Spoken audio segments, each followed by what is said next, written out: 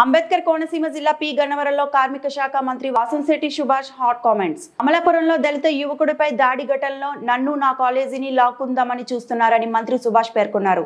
BC సామాజిక వర్గానికి చెందిన శంకర్ అనే యువకుడు ఉద్యోగాల పేరుతో డబ్బులు లాగేసి ఆడియోతో సహా దొరికినా కూడా కొంతమంది వైసీపీ నాయకులు నన్ను నా కాలేజీలు లాక్కుందామని చూస్తున్నారు.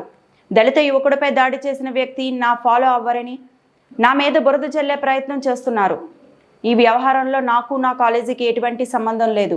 ఈ వ్యవహారంలో నాపై ఎవరైతే అభియోగాలు చేస్తున్నారో నిరూపించగలిగితే దేనికైనా సిద్ధమని మంత్రి వాసంశెట్టి సుభాష్ పేర్కొన్నారు. అయితే ఈ సమస్య వైసీపీ వాళ్ళు ఏదైతే కోహనా నాయకులు ఉన్నారో ఒక నాయకుడి ద్వారా లేనిపోని అల్లరలు సృష్టిద్దాం, కులాల మధ్య కుంపడి పెడదామనే ముఖ్య ఉద్దేశంతో ఉన్నారు.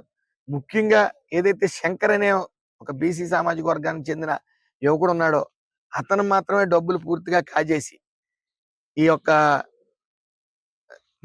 బాధితుల దగ్గర సుమారు 6 బాధితుల దగ్గర డైరెక్ట్ గా వాయిస్ మెసేజ్లతో పాటు అన్ని దొరికిన తర్వాత కూడా కొంతమంది వైసీపీ నాయకులు డైవర్ట్ పాలిటిక్స్ చేస్తూ ఏదో నన్ను లాగుదాం దాంట్లో, లేకపోతే నా కాలేజీని లాగుదామని విశ్వ ప్రయత్నాలు చేశారు.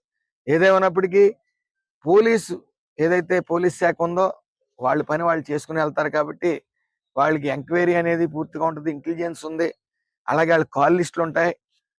కొంతమంది ఆకతాయిలు మరి చేసిన పని ఏదైతే మహేష్ అన్న అతను కొట్టడం, చట్టాన్ని వాళ్ళ చేతిలోకి తీసుకెళ్ళటం అనేది చాలా తప్పు. అదే విధంగా ఏదైతే విజయ్ అనే యువకుడు ఈ మహేష్ని కొట్టాడో అందరూ గమనించవలసింది ఏంటంటే ఆ విజయ్ అన్న అతను కూడా 1,40,000 తీసుకోవడం జరిగింది ఈ బాధితుల దగ్గర. అతను పెద్ద మనిషి కాదు, అందులో నిజాన్ని నిప్పు లాంటిది కాబట్టి ఏదైనా సరే అతను కూడా డబ్బులు తీసుకోవడం జరిగింది. దీన్ని నా గ్రామస్తుడని చెప్పి నా ఫాలోవర్ని లేకపోతే అతను చేసిన చెడ్డ పనులు నా మీద రుద్దుదాం అనుకుంటే అది దానికి ఒక ఎంక్వైరీ ఉంటుంది, పోలీసులు ఉంటారు, ఇంటెలిజెన్స్ ఉంటారు కాబట్టి చట్టం దాని పని చేసుకుని పోతుంది.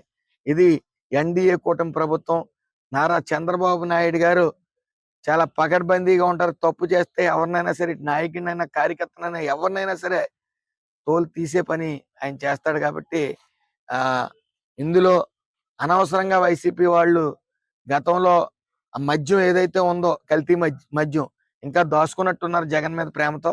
అది తాగి వెకిలి చేష్టలు చేస్తా ఉన్నారు. ఏదేమన్నప్పటికీ నిజం నిప్పు లాంటిది, ఎప్పటికైనా సరే అది బయటకు వస్తుంది కాబట్టి ఇంగ్లీష్ నా సంబంధం లేదు, నాకే కాదు నా కాలేజీకి కూడా సంబంధం లేదు. అందులో ఒక లెక్చరర్ అతనితో స్నేహం ఉండటం బట్టి ఇదంతా డ్రామా చేశారు తప్ప ఇందులో ఏ విధమైన వాళ్ళు ఏదైతే వాళ్ళ అభియోగాలు చేస్తా ఉన్నారో అది ఒక్క 1% నిజం కూడా లేదు. అలాంటి చట్టం అదే గాని ఎవరైనా నిరూపించగలిగితే దేనికైనా సిద్ధం. నేను గన్నవరం స్కూల్కి పిల్లలు 50 మంది పిల్లలు రావటం, వాళ్ళకి లైఫ్ జాకెట్స్ లేకపోవటం, ఏ క్షణాన్ని ఏం జరుగుతుందో అని ఒక సూర్య అనే యువకుడు నాకు తెలియజేయటం, స్థానిక ఎమ్మెల్యే గారికి కూడా నేను తెలియజేసి మరి ఈరోజు అది ఏర్పాటు చేస్తా ఉన్నాం. ఆ పిల్లలందరికీ కూడా అందులో భాగంగానే ఇక్కడ రావడం జరిగింది.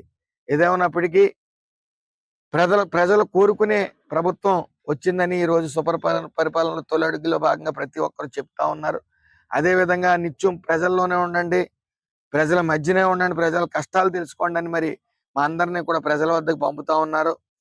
నారా చంద్రబాబు నాయుడు గారు కానీ, పవన్ కళ్యాణ్ గారు కానీ, లోకేష్ గారు కానీ ఈ యొక్క రాష్ట్రాన్ని సువర్ణ రాష్ట్రంగా తీర్చిదిద్దేందుకు 24/7 కష్టపడతా ఉన్నారు.